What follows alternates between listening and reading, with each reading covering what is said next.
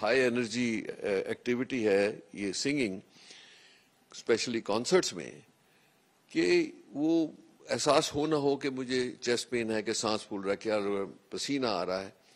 तो ये इसीलिए ये कंट्रोवर्सी हुई कि ये हार्ट अटैक तो नहीं था, कि उनको हार्ट अटैक हो रहा था और वो जाके होटल में कोलैप्स हो गए। महज 53 साल की उम्र में सिंगर केके का जाना हम सभी के लिए बेहद दुखद है और सबसे ज्यादा दुख की बात है उनका इन कठिन परिस्थितियों में इस तरह से आकस्मिक निधन होना।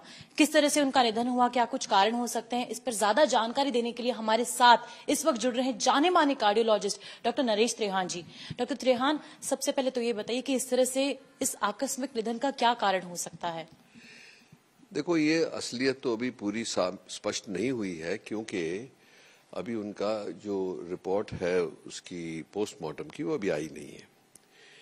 पर ये सवाल जो उठा है कि ये हार्ट अटैक से हुआ, ये बहुत पॉसिबल है कि हुआ, क्योंकि जैसे स्ट्रेसफुल सिचुएशन, अगर जो प्री एग्जिस्टिंग ब्लॉकेज होते हैं हार्ट की आर्टरीज में, और कोई इतना स्ट्रेसफुल सिचुएशन में 1 घंटा 2 घंटा, सो वो स्ट्रेस तो हुआ है, तो वो पॉसिबल हो सकता है। पर इसको छोड़ते हुए, क्योंकि ये तो पता लग जाएगा जब रिपोर्ट आएगी, लार्जर इशू इज कि किस चीजों से हार्ट अटैक होता है और एक सिटीजन को कैसे उसका ध्यान रखना है, अपने आप को प्रोटेक्ट करना है। ये बड़ा इशू है, क्योंकि जो ट्रेजेडी हो गई इससे हमें कुछ लेसन सीखना है।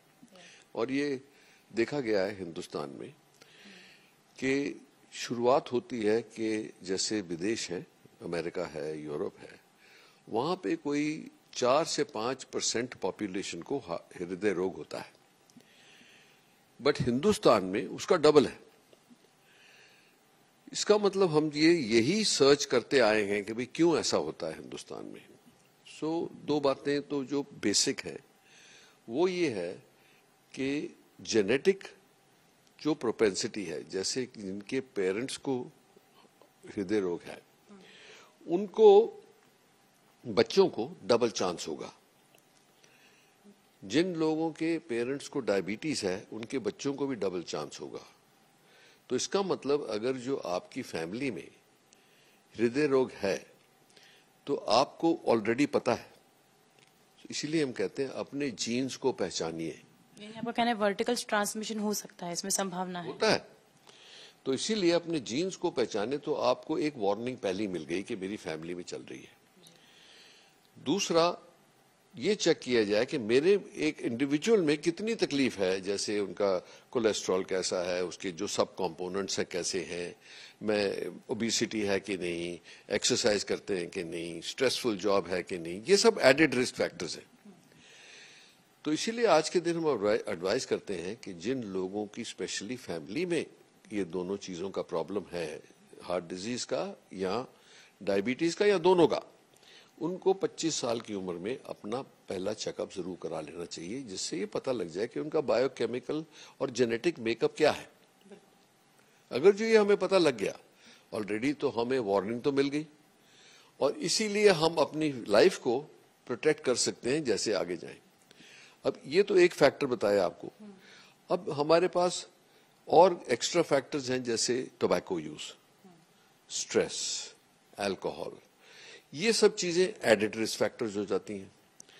तो अगर जो हमें एक पता है कि किसी की ऑलरेडी जो है टेंडेंसी है ये हार्ट डिजीज होने की, तो हमें उनको डबल वार्निंग देनी चाहिए शुरुआत में ही कि भैया आप टोबैको से बिल्कुल दूर रहें, अल्कोहल से दूर रहें, और सबसे बड़ी बात यह है कि स्ट्रेस को न्यूट्रलाइज करना है, क्योंकि आज स्ट्रेस तो हर जगह है। तो इसीलिए स्ट्रेस को न्यूट्रलाइज करना है हर 24 घंटे, और योगा और प्राणायाम जो है उससे अच्छी चीज नहीं है अपने आप को डी स्ट्रेस करने की। डॉक्टर त्रेहान, आपने ये तमाम फैक्टर्स बताए जो इसका कारण हो सकते हैं, लेकिन क्या वो बार बार ये शिकायत कर रहे थे कंसर्ट के दौरान भी कि उन्हें बहुत गर्मी हो रही है, और कई सारे ऐसे वीडियोस है जिसमें देखा जा सकता था कि वो अपना जो स्वेट है वो वाइप कर रहे हैं, तो क्या ये भी एक कारण हो सकता है, सिम्टम हो सकता है? हाँ, ऑफ कोर्स हो सकता है।